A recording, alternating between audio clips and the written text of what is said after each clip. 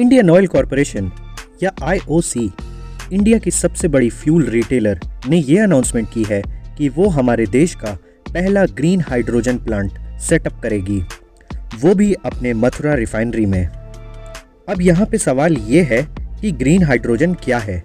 अगर आप इस चैनल पे नए हैं तो सब्सक्राइब करें और रिन्यूएबल एनर्जी इंडस्ट्री से रिलेटेड न्यूज़ आपको मिलती रहेगी।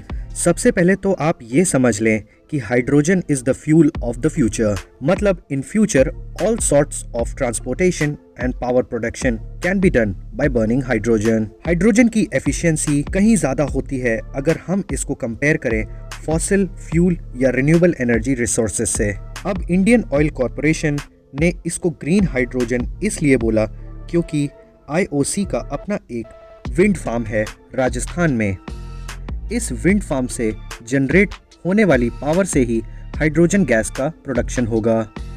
Means a green energy based technology से हाइड्रोजन का प्रोडक्शन होगा।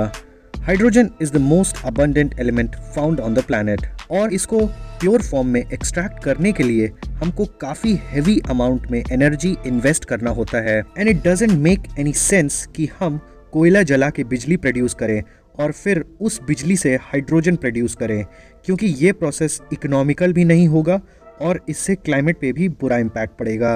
Hence green hydrogen. In fact climate change को देखते हुए IOC is also doing extensive research on carbon captive techniques and power storage technologies.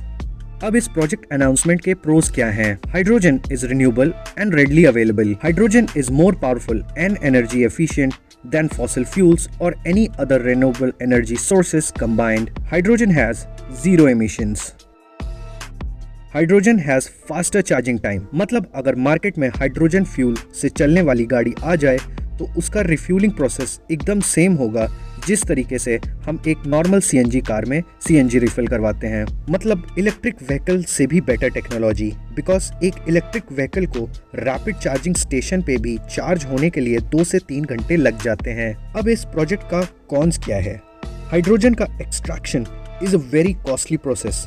इसके लिए कंट्री के पास फंड्स और पॉलिटिकल विल होनी चाहिए in order to improve and mature the technology. Hydrogen का storage and transportation is a very complicated process because it's a highly flammable fuel, dangerous than any other fuel combined. तो इसका infrastructure cost is too much when it comes to safety and storage.